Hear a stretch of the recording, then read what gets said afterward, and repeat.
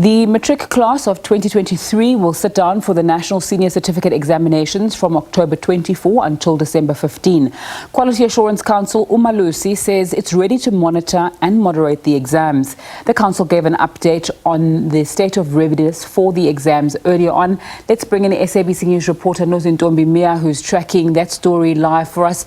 Very good afternoon to Nozintombi. What are you hearing from Umalusi?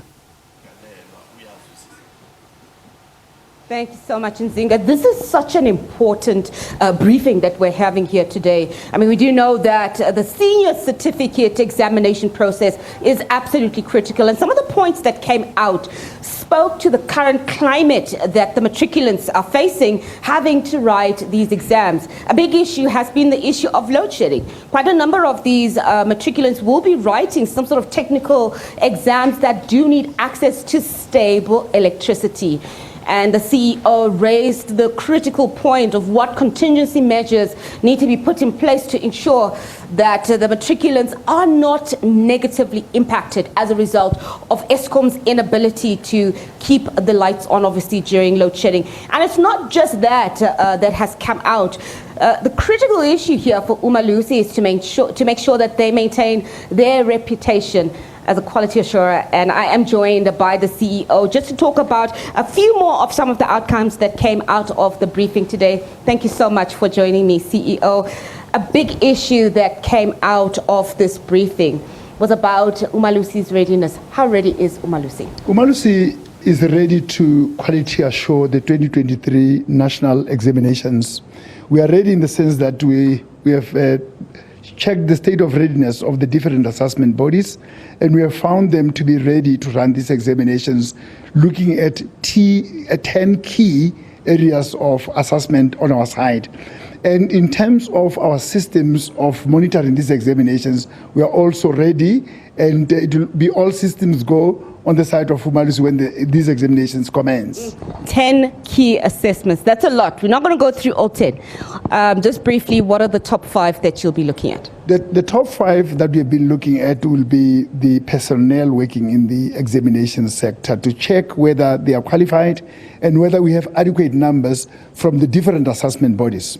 One other thing that we look at very closely is the storage facilities, to check whether those storage facilities meet the prescribed standards, and also the distribution protocols to say how are these question papers going to be distributed from head office to the nodal points throughout the provinces.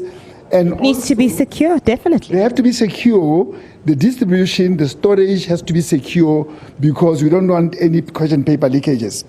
The other thing that we'll be looking at is whether the invigilators have been trained through our system to check whether they know the protocols that have to be followed in the examinations, from the opening of the question paper, the sitting arrangement of the students. Should there be any irregularity, what do they need to do? And also with the appointment of markers, that is another criteria that we use to check whether the people who are going to be marking the scripts are qualified to do the job, they've got the requisite experience to do the job, and that the correct numbers of the markers have been appointed per subject according to the enrollments. Yeah. You said in your speech, as you were giving your speech, that you don't have a shortage this year, and that the quality of markers really affects the future of the learner. The quality of the markers will affect the future of the learners, because if you have a marker who's not properly qualified and experienced in a particular subject, he may not be able to know whether the answer that the student is giving is right or wrong. And if a student is well versed in the subject and he goes beyond what this marker, who has limited information or knowledge, knows, then that student is going to be disadvantaged. So what we try to ensure is that the markers are fully qualified and appropriately qualified and experienced to do the job. Now, you know, while you're saying that Umalusi is ready, obviously, now with the making sure that you oversee the examination process, there have been issues that have come about that were raised, obviously, in this meeting. How are you going to ensure that you maintain your reputation as a world-class quality assurer? What systems and processes have you put in place to make sure that you're not repeating the same mistakes as before? What we do is that once a mistake is identified, we take it as a learning curve for ourselves and the assessment bodies. And we say, for the future, these are the corrective measures that have to be taken. And for those areas where we have had the opportunity of doing some lessons out of the mishaps that we have had, we look at whether the assessment bodies have put the necessary systems that we should not have a repeat of those incidents that are undesirable. Yeah. So a lot of the information that came out was a little bit jargony. Just to break it down, which are the different bodies that you'll be assessing for this examination period? So just explain the full name of like the DBE and etc.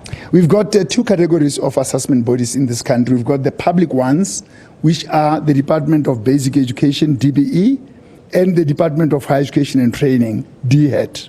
And then we've got the private assessment bodies that are created to assess our qualifications. They are the Independent Examinations Board, IEB, and the South African Comprehensive Assessment Institute, SAKAI. Those are the four bodies that assess our qualifications. And at this point, do you know how many candidates there are?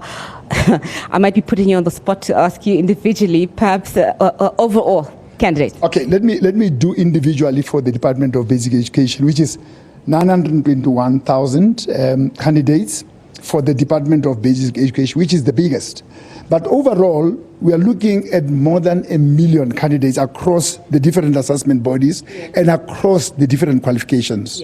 CEO, before we wrap, just very quickly, the interventions around load shedding and what discussions have been done with ESCOM. What the Department of Basic Education has done is that they've had discussions with ESCOM, and the focus was on those subjects that need electricity.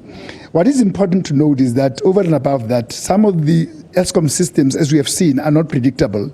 So the schools have either rented or bought generators, and some schools have also invested in solar panels. Yeah. All right, thanks so much very much. CEO of Umalusi, and Mafu Rakometsi, giving us an update there as we wrap it. Thank you very much, giving us very important information, Studio, about the load shedding, about the different entities that are going to be overseen throughout this process. It's not just the public sector, it's also the private sector. It is all systems go. They are ready for the 24th of October when the first examination gets underway. So it really is high stakes at the moment.